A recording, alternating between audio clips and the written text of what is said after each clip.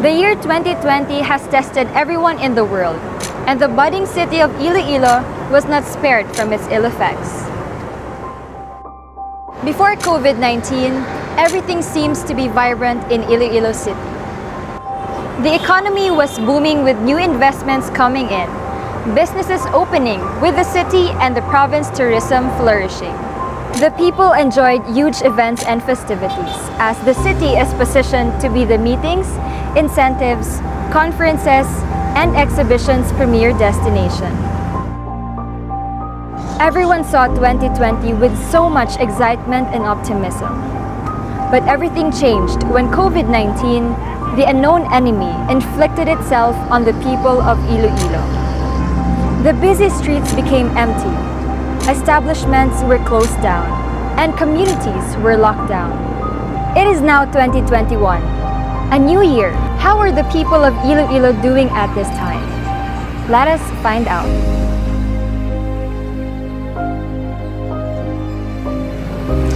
There is no doubt that Iloilo has begun to get back on its feet. The pandemic, which continues to this day, has been unprecedented.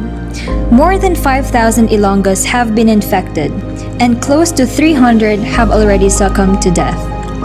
Let us walk around and find out how the Ilonggos have coped with this misfortune, what they have learned, and what they have resolved to do in these last several months.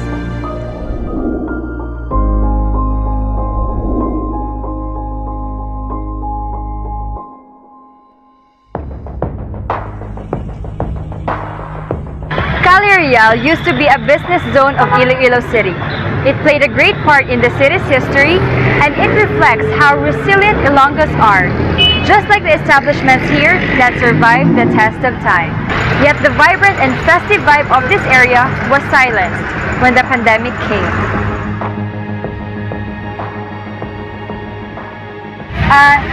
Sa pandemic, bala sa pag-announce na may lockdown, ang Iloilo City iga paidalom sa ECQ, bala naton nga imo nga shop ma-close.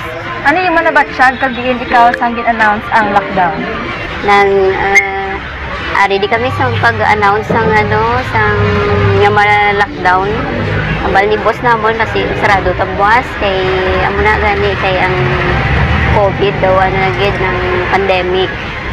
Kaya mo to galibog manuno namon. Ano tani kung ma-close wala ka ubra. Wala ka ubra, siyempre wala ka income. Before kami nga nagkuhan din tagaan kami ni boss namon kwarta kay diba si balakon na madayon gid man para bisan paano may gastuhon kami.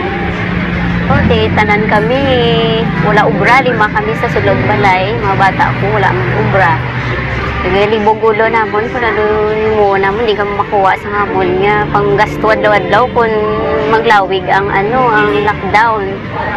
Yang mo ng ubra namon gapananom kami sa mga ulutan nun sa bulong saran.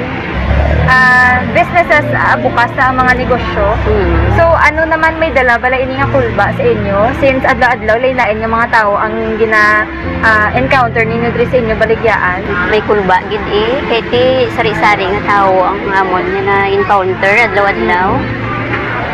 Pero ang boss namon siyempre gapangaman man siya sang alcohol tapos ginasuplayan niya kami sang vitamin C.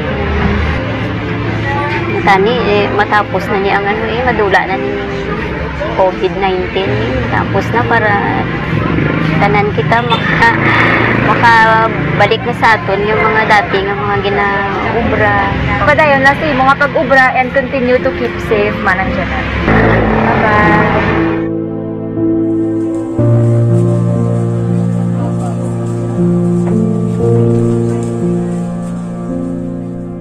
Hello, Nanay Ava. Kamusta ka, Subo? Ano ginawa mo, Subo? Nag-arrange para sa sa customer ko. Kamusta ka mo na isang ECQ? Muro man tiner, mayo mamaka-income, mayo man wala.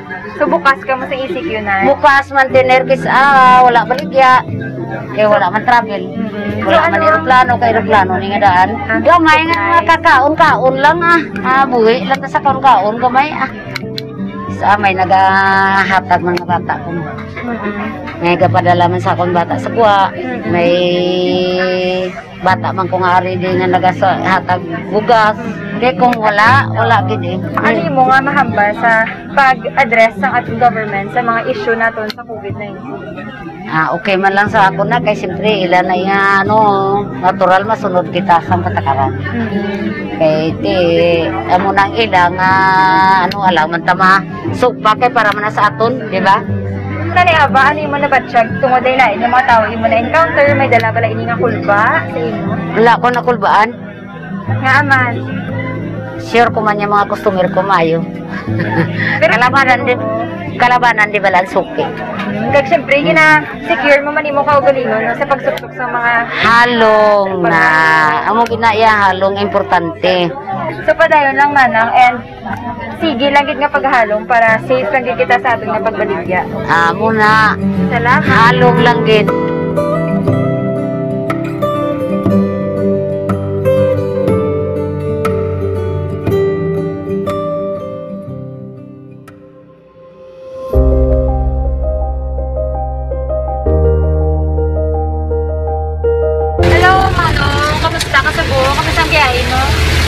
Pigado, good ma'am. Manang Jomar, sang ginisipyo, syempre ang mga drivers sa mga apektado. Ano mo na batsyag manong sang wala kagisugdan nga magbiyahe sang ECQ? Kuan gid mamin, wala ito mi ma'am. Tapos pag-lockdown din nagpuli kami sa Mayamon. May pag-balik na mo, mabiyahe kami. Pigado gid ang biyahe. Paano nyo yung manong natigayan ninyo matangagad daw Salig kami sa may amon nga ginikanan to, nagilumon kami to. Pananom kami saging, mga laswaon, panapas mais. Tapos ang amon may bata, may nga gamay. Panghulam-hulam lang kami kung may get, why na get la, pangulam kami sa mga kapitbahay ng mo. Sa pag-obserba mo manong, mas gamay balang income tungod ng mga limitasyon or nakabawi mo naman ka masupot? Kuan Japon ma'am, pigado Japon ang pasero tama laka na get. Kung sige magmayo-ayo ng biyahe, makasuportar naman kami sa amon nga pangadadlaw.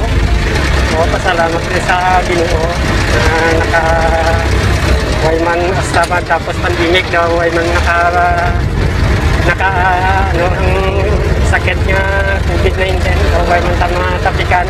Halong lang sa imo nga padayon nga pagbiyahe sa imo nga jeep. Kaya ginalok forward na nga mag-ibayo ng tanan para makabalik na sa normal ang imo nga pagbiyahe. Salamat manong.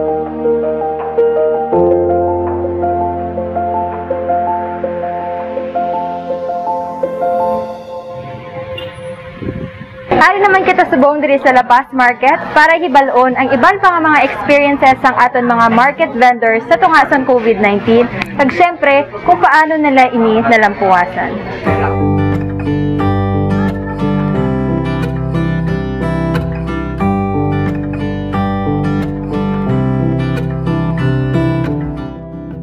Kamusta imo nga mga benta subong tayo maubos si man sa isa kadlaw? Di man. Mas nagbudlay tungod sa pandemic. Tayo kamusta sang ECQ? Siyempre tanan man ta siguro naapektuhan sang COVID, no? Kamusta nakabaligya ka madali sa sulod sa market? Pag ECQ 8 to 5. Alas 4 ka lang ka super. Medyo ga panago ka lang ay ginse ka lang may pangdakop sa curfew. Hindi na dumilian kami. Kamu ito ng paswad kami. Antes ka para nakabaligya mo kami. Mayo kayo nag-negative ba ng result? Damo nagalibod sa mga isda. Kung pag-isipyo, iba nagalibod. Ibang tamaran magatusinda. Ibang online. Pinadulungan na lang. Ipiktuan na ito ang negosyo. Pag siyempre sa bilog mo nga kabuhi, sobra 40 years ka na nagabaligya. Subong mo lang na-experience ang pandemic. Pero siyempre, ay makas man eh. Nagulagin ka siya dahil sa Ginoo. Kamu na galing. Hindi talaga makakta ng negosyo. Ito siya, mga ninaman. Ang panay-lay lang sa sauna. Ikaw naman, ano yung mo rason nga aga bugtaw ikaw, sige kagapon kung brabisan sa edad mo nga 71, wala ka naman gurumigin na sagod kundi ikaw galingon mo, pamilya mo.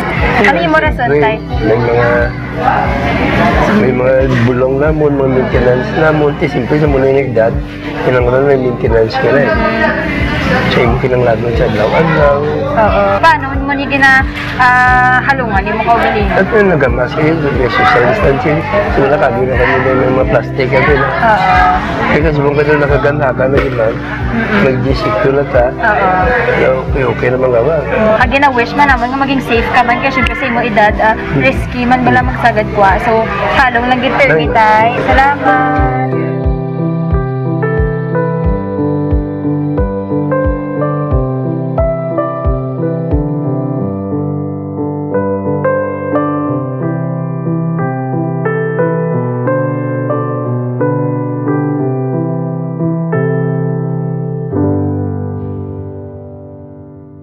As a nurse, Ma'am Tay, balaan ko ikaw isa sa mga mostly affected during the pandemic.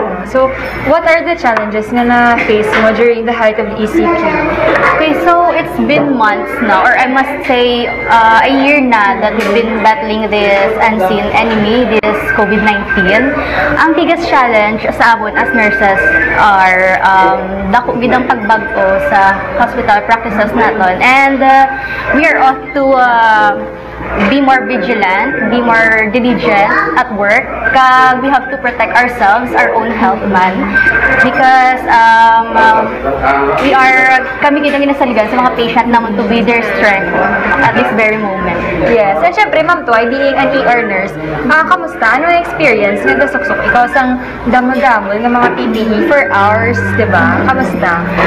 At first, ma'am, very dako gid lang adjustment sa amon kay nasanay kami nga nag-work kami for 8 hours, but now we need namon mag-work for 12 hours. Pero amo ginaginhabal ko nga very fulfilling man gyapon as a nurse, kay amo amon nga gin-pledge nga we have to work, we have to devotedly give our service and care para sa aton nga mga pasyente. And Ma'am Toy, syempre, during the height of COVID-19, may mga times man nga aton nga mga friends sa iban nga mga industries nag-discriminate sa mga healthcare workers. So, were you able to experience one of these discrimination ng mga scenes? Actually, yes, ma'am. For how many times? But now, people seem to adopt the new normal na, no? Seeing frontliners nga naka white uniform or scrubs, bali sa ila subong daw okay na lang, daw normal na lang. But before, my personal experience is damo gid, and as well as my colleagues, we have so much stories to tell about the discrimination nga naagyan gid namon. Pero that doesn't stop us from giving our selfless service. Okay, ma'am, so with all these challenges, and speaking in behalf of your fellow nurses, paano mo naman na-overcome ang mga muli na challenges? Di naisip na lang gid namon mga during this difficult time, kami nga healthcare workers ang pinakaginasaligan sa tanan.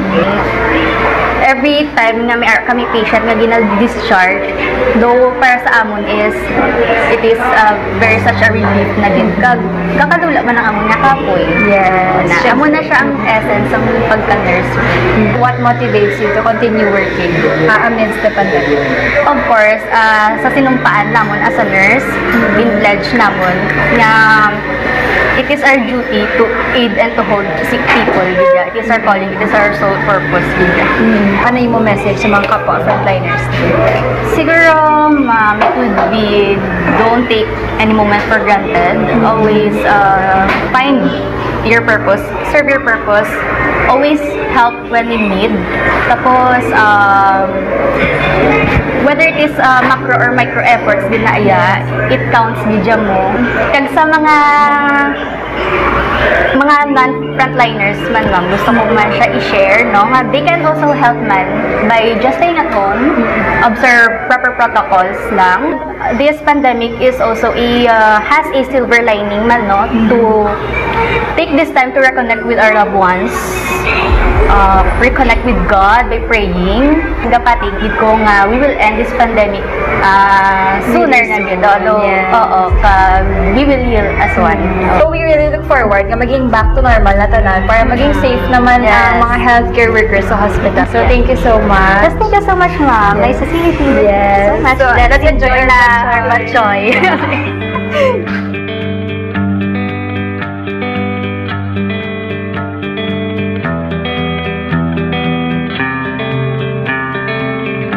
What are the biggest challenges that you faced as you work with manpower here in this institution?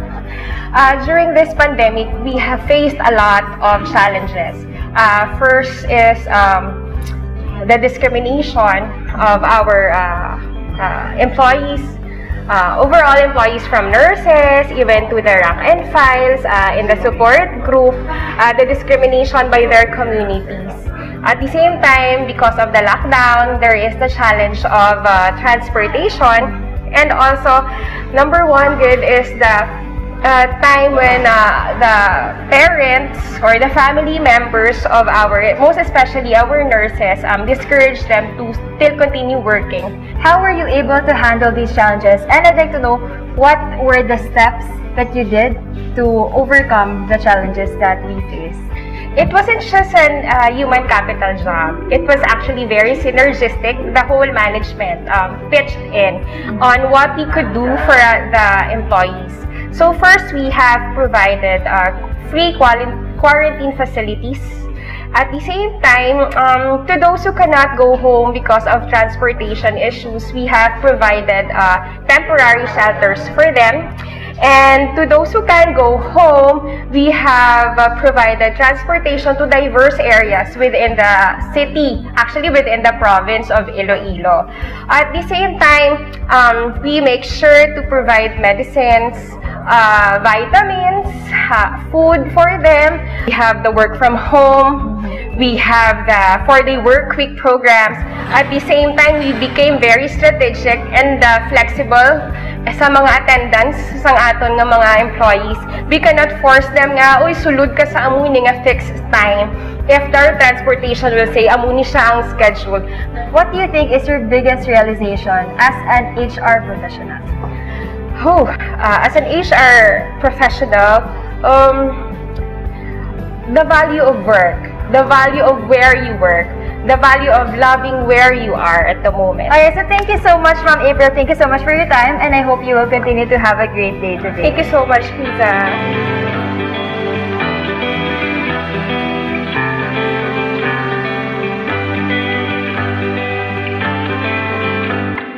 So, Doc, at the first news of COVID-19, we know that leaders had to step up in the game. So, what do you think does it take to be a leader during this pandemic? Well, during this pandemic, leaders have to have the guts and the grit, because without these things, it's easy for us to fall to the challenges and be defeated by it.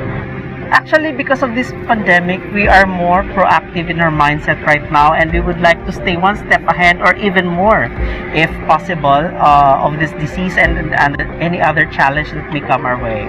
What do you think is the biggest challenge as we face the pandemic? The biggest challenge would be how to motivate the people into doing what they have to do, because of the fear of the unknown.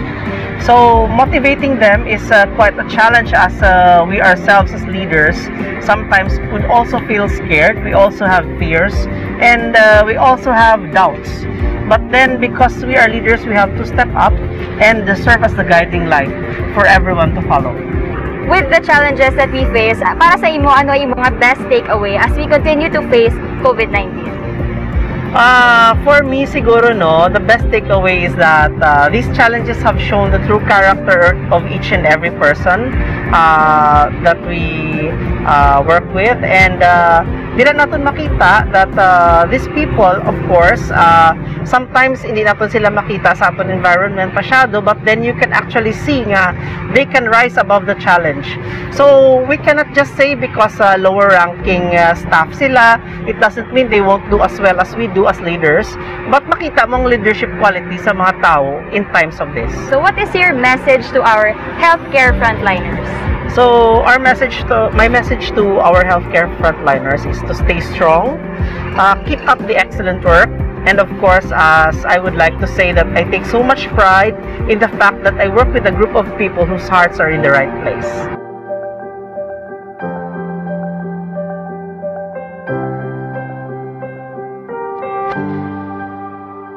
The pandemic has inflicted so much pain, fear, and suffering to all of us. Many have lost their jobs, and many more have lost their lives.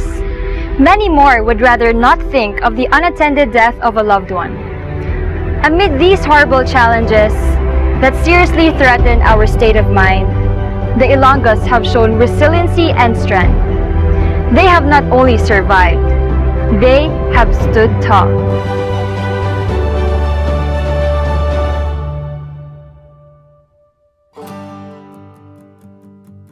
Kung mag-abot ang pandemic, kung bisapi, huwag ka obra. Doon mo, padula pa na ang tawag nilang COVID na.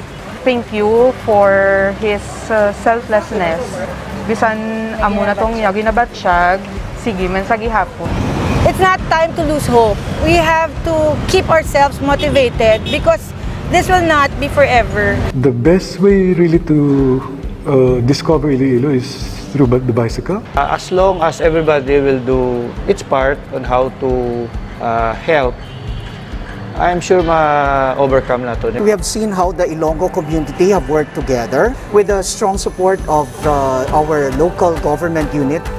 Well, ang recognition gaagi lang na, but we really have to look forward. Bato, Iloilo.